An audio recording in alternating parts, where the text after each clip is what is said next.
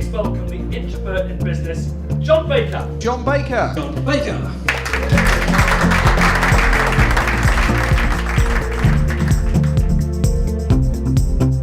Jon Baker classifies himself as an introvert. Not only that, I'm proud to be an introvert. He's now talking on the topic of dealing with introverts. It's rumoured that I kind of like bright orange. Jon, you cannot be an introvert because you like bright colours. Really? So let's think about it a bit more seriously, shall we? Somewhere between 1/3 and 1/2 of your audiences and your networks and your connections are also introverts. Isn't it crazy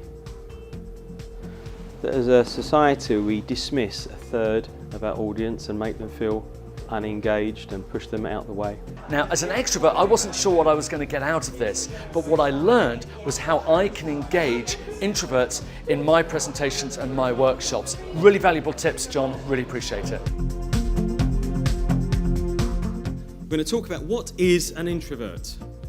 Do you find your batteryometer, good word that one, draining almost by the minute as the conversations go on? You've got to cut down the amount of people that you're trying to target so that they go, oh, wow, that person really understands me.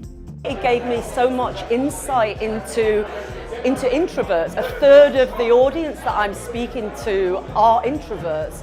And to really think about what makes them tick, how I can engage with those people. Are you a private kind of person?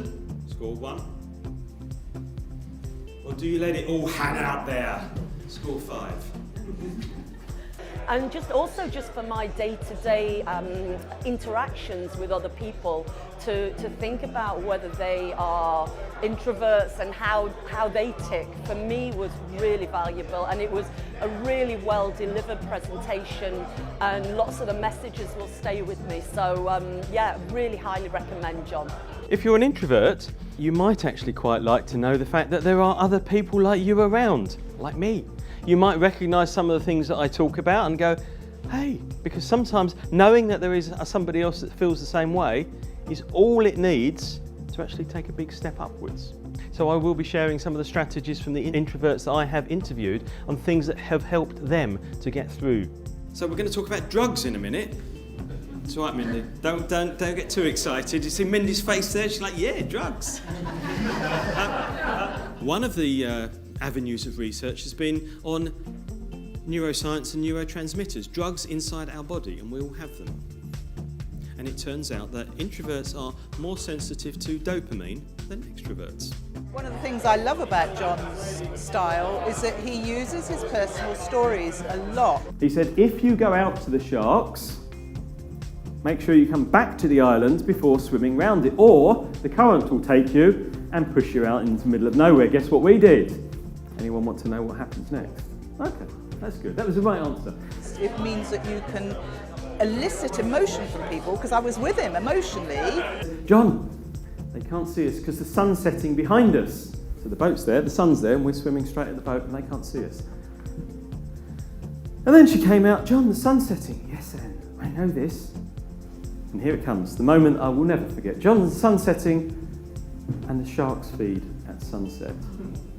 So if you're looking for a speaker to talk about being an introvert, looking for a speaker who is a master at bringing storytelling into their speaking, then Jon Baker is your man.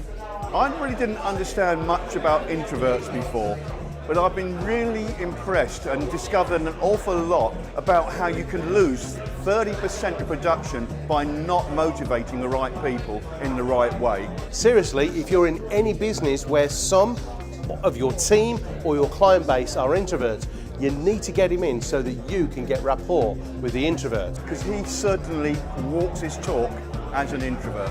So my final question to you, how will you activate your introverts?